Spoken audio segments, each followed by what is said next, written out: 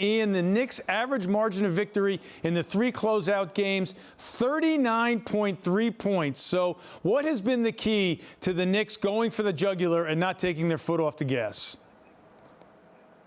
One thing I would cite, Eamon, is Miles McBride saying after their last loss, Game 3 in Atlanta, he said there was a mentality shift where before he said the Knicks, we know we're a good team. We're kind of waiting for the other team to give us the game.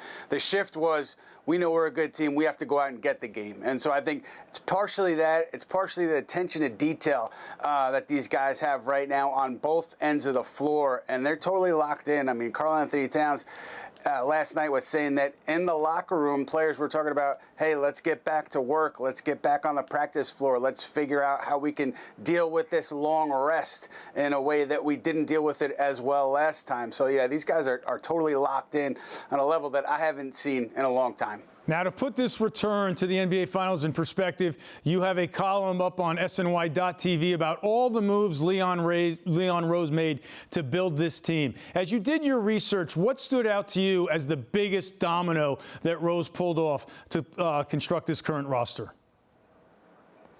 Yeah, so the one I didn't mention, because it's the obvious one, is trading Alec Burks, trading Nerlens Noel to clear up the cap space to sign Jalen Brunson.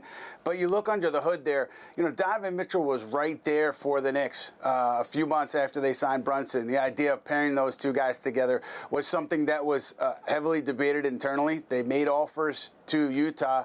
Ultimately, Leon Rose decided to pause, decided to be patient, didn't want to pay the price that Danny Ainge was asking for.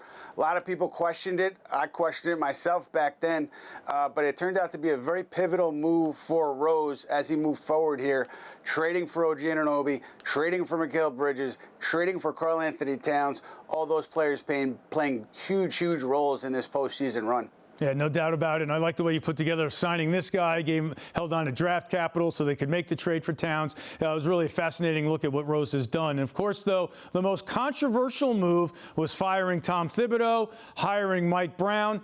Ian, does a return to the NBA Finals for the first time since '99 vindicate the decision to let Tibbs go and hire Mike Brown? It's hard to see how it doesn't vindicate it, Eamon. I mean, the idea was Tom Thibodeau brought us to the conference finals for the first time in 25 years. We feel like we can go further. We feel like we left meat on the bone, and so we feel like we can take that next step with a new head coach. That was the bet. And the bet has cashed in now that the Knicks are heading to the finals. Like, obviously, you know, if you get your doors blown off in the finals, there's going to be, you know, questions about Brown. I don't think about his job security, but just second guessing. But I don't think anybody at the moment could second guess that Thibodeau decision just based on the results. And so I always thought Tom Thibodeau deserved a shot to coach this team this year to see how it worked. But Mike Brown has done a heck of a job getting them to this place. No doubt about that. This playoff run has been historic. So, Ian, game 1 of the NBA Finals, not till June 3rd. We hitting the links or the beach. What's going on, Mr. Free Time? As much as I want to build some sandcastles with you, big guy, I think I'm going to hang out with my kids. They're young enough to still want to hang out with me and to spend time with my wife, who's the real MVP during this playoff run, holding the fort down while I'm away. So a little family time, and then we'll get back to it.